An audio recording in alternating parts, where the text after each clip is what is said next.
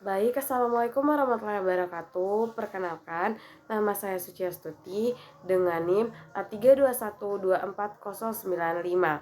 Di sini saya akan menjelaskan terkait materi sifat dapat dihukum dari mata kuliah hukum pidana untuk memenuhi pengumpulan tugas video dari mata kuliah hukum pidana oleh Dr. Hasdin SPD MPD. Untuk mempersingkat waktu, saya akan memulai menjelaskan terkait isi dari materi yang akan saya presentasikan. Pengertian tidak dapat dihukum. Tidak dapat dihukum dimaksud karena tidak dapat dipertanggungjawabkan. Berbicara tentang seorang yang tidak dapat dipertanggungjawabkan, suatu tidak dapat terlepas dari pertanggungjawaban. Profesor Satocit Kartanegara memberikan pengertian tentang Strafrechtsleuwingsronden, yaitu hal-hal atau keadaan-keadaan yang dapat mengakibatkan orang telah sesuatu dengan tegas dilarang dan diancam dengan hukum oleh undang-undang atau delik tidak dapat dihukum. Ada kalanya sifat dapat dihukum itu lenyap karena alasan tertentu, tetapi sifat wederrechtelijk tetap ada. Misalnya, pencurian antara suami istri. Suami atau istri yang melakukan pencurian itu tidak dapat dihukum, tetapi orang yang membantu atau bersama-sama melakukan itu dapat dihukum atau tetap dihukum. Selanjutnya, orang yang tidak dapat dihukum yaitu orang yang kurang sempurna akal atau sakit ingatan. Orang tidak dapat dipertanggungjawabkan terhadap perbuatannya adalah: yang pertama, orang yang tidak dapat bebas menentukan kehendaknya terhadap perbuatan yang dilakukannya. Lalu yang kedua, orang keadaan jiwanya sedemikian rupa sehingga dia tidak dapat menginsafi bahwa perbuatannya tersebut terlarang. Lalu selanjutnya itu ada keadaan memaksa atau overmah atau compulsion. Yang pertama itu ada vis absolut atau paksaan absolut.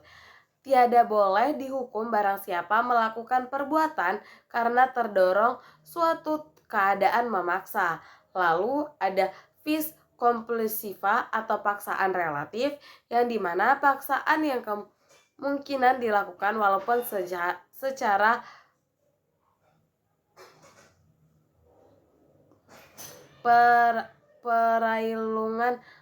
perlindungan layak. Sulit diharapkan bahwa yang mengalami keadaan memaksa tersebut akan dapat mengadakan perlawanan. Pasal 46 KUHP. Nah, selanjutnya itu ada penjelasan lebih lanjut terkait vis absolut dan vis compulsiva. Nah, di mana vis absolut menurut Profesor Satocit Kartanegara menjelaskan vis absolut sebagai berikut. Vis absolut adalah paksaan yang pada umumnya dilakukan kekuatan tenaga manusia atau oleh orang lain. Lalu untuk vis compulsiva sendiri atau paksaan relatif, paksaan ini menjelaskan bahwa paksaan yang kemungkinan dapat dilakukan walaupun secara perhitungan yang layak. Sulit diharapkan bahwa yang mengalami keadaan memaksa tersebut dapat melawan. Nah, misalnya A memaksa B agar B memukul C. Jika B tidak melakukan, B akan dipukul oleh A. Nah, selanjutnya itu ada keadaan terpaksa atau nudestan dan necessity.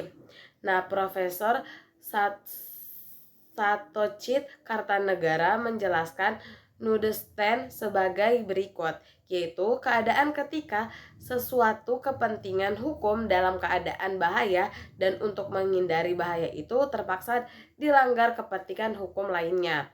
Lalu Tirta Mijaja pada tahun 1955-71 mengutarakan syarat-syarat agar keadaan nudestan dapat diterima. orang-orang yang bertindak dalam keadaan yang memaksa itu tidak boleh memiliki jalan lain untuk menyelamatkan dirinya.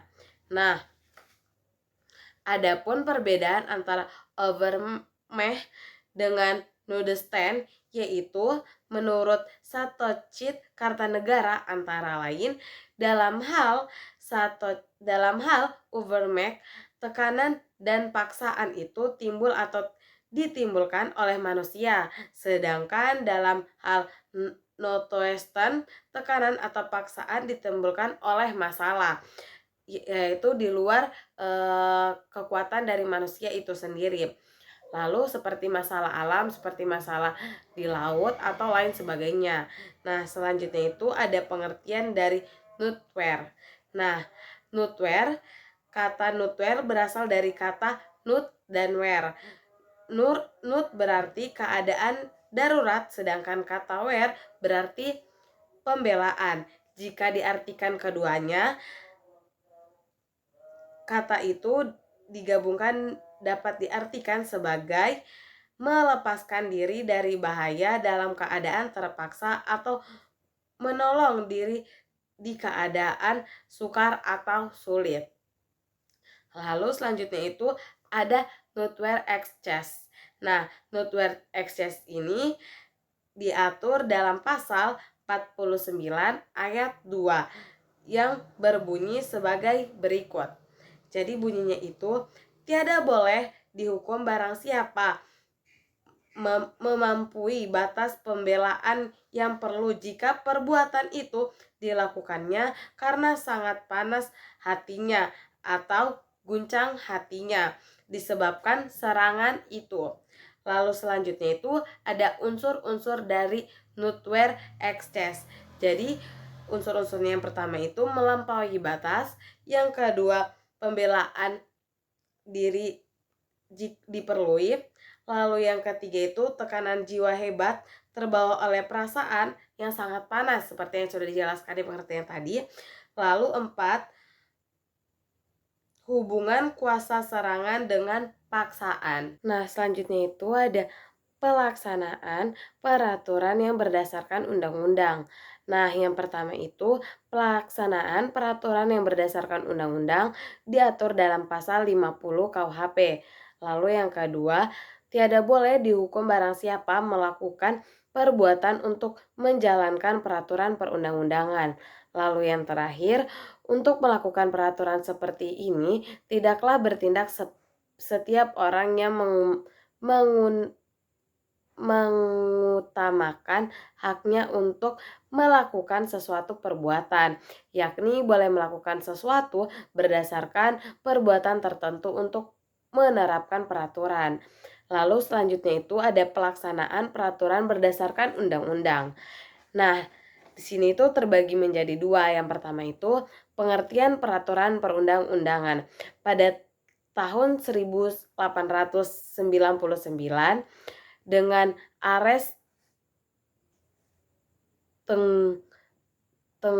tanggal 26 Juni 1899 W 7303 Hogerit menafsirkan bahwa peraturan yang telah dibuat oleh kekuasaan yang berwenang untuk maksud tersebut menurut undang-undang di Leminutang 1983 489. 2. Melakukan perbuatan tertentu. Pengertian melakukan perbuatan tertentu pada hakikatnya adalah kewenangan. Lalu selanjutnya itu ada pelaksanaan perintah jabatan yang sah. Pelaksanaan perintah jabatan yang sah, Profesor Satoshi Kartanegara mengutarakan bahwa pelaksanaan perintah itu harus juga seimbang, patut dan tidak boleh melampaui batas. Batas keputusan pemerintah diatur pada pasal 51 ayat 1 KUHP. Lalu selanjutnya itu ada perluasan dasar penghapusan. Nah, terbagi jadi beberapa poin, diantaranya izin pengurusan kepentingan orang lain. Lalu yang kedua perbuatan ahli. lalu yang ketiga hak mendidik, lalu yang keempat hak jabatan dokter. Lalu selanjutnya itu yang terakhir ada tidak mampu bertanggung jawab. Nah, tidak mampu bertanggung jawab ini merupakan poin terakhir tentang orang-orang yang tidak dapat dihukum, yaitu yang pertama terbagi menjadi dua. Yang pertama dihubungkan dengan keadaan rohani, jasmani dari pelaku, seperti cacat karena tekanan jiwa yang tidak dapat ditahan.